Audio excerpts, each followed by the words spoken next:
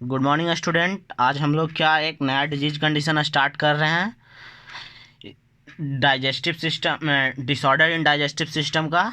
इसके पहले हम देख चुके थे क्या, इसोफेगियल ऑब्स्ट्रक्शन। आज हम लोग देखेंगे इसोफेगियल वेरिसेस। वेरिसेस मतलब क्या होता है? वेरिसेस मतलब क्या होता है? इनलार्जमेंट इन वेंस में जो इसोफेगस का वेंस होता है उसमें इनलार्जमेंट हो जाता है, बढ़ जाता है, इस टाइप का हो जाता है, इनलार्जमेंट हो जाता है।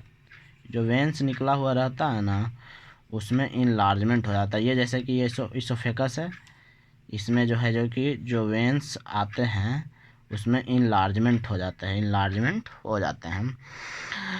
और देखिए पहला लाइन में क्या दिया हुआ है, esophagus varices are abnormal and enlargement in the lower part of the esophagus, lower part of the esophagus, veins in the lower part of the esophagus. Esophagus का जो लोअर पार्ट है, lower part of the esophagus में जो veins होते हैं उसमें क्या हो जाता है, इनलार्जमेंट हो जाता है। अब दूसरा पॉइंट देखते हैं। दूसरा पॉइंट क्या है वर्सिसेस का? दूसरा पॉइंट है esophageal varices occurs most after often in the people with a serious liver disease. Esophageal varices किस में देखा जाता है? जिसमें लीवर का जो डिजीज सीरियसली पाया जाता है उसमें ज़्यादातर ये देखा जाता है। इसोफेगस वेरिसेस किस में देखा जाता है? जिसमें लीवर डिजीज कंडीशन सीरियस होते हैं, जैसे कि लीवर कैरोसिस, ये सब जो डिजीज है जिसमें पाया जाएगा उसमें ज़्यादा इसोफेगल वेरिसेस देखा जाएगा।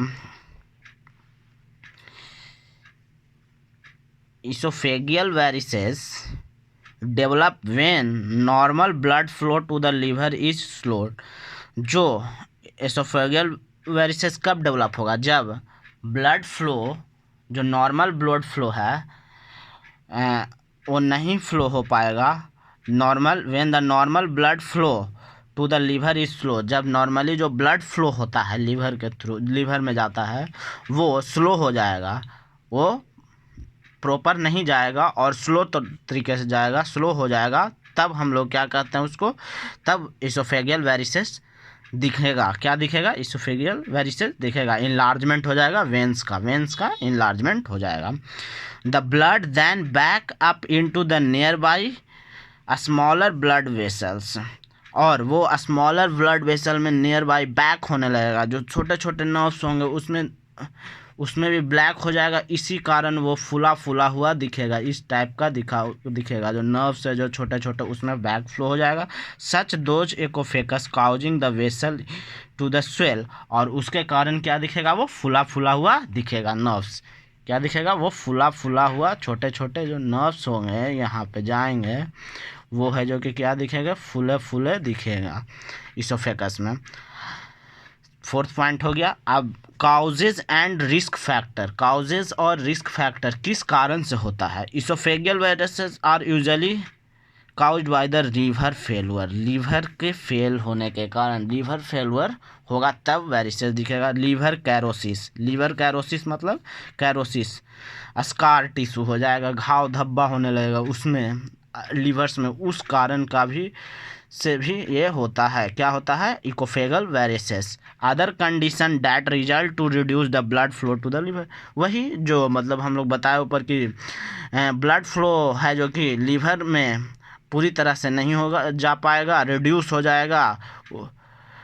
This condition that result reduce the blood flow through the liver, इसी कारण से जो लीवर का जो है, लीवर में जो ब्लड फ्लो हो जाता है, फ्लो होता है, वो रिड्यूस हो जाएगा, कम हो जाएगा। क्या हो जाएगा? कम हो जाएगा। This causes the blood to back up into the veins, और वो कहाँ पे बैकअप हो जाता है? वेंस में ही बैकअप हो जाता है, इन द एक्ओफेकस। एक्ओफेकस का वेंस होता है उसी में क्या हो जाता है? ये बैक फ्लो हो जाता है।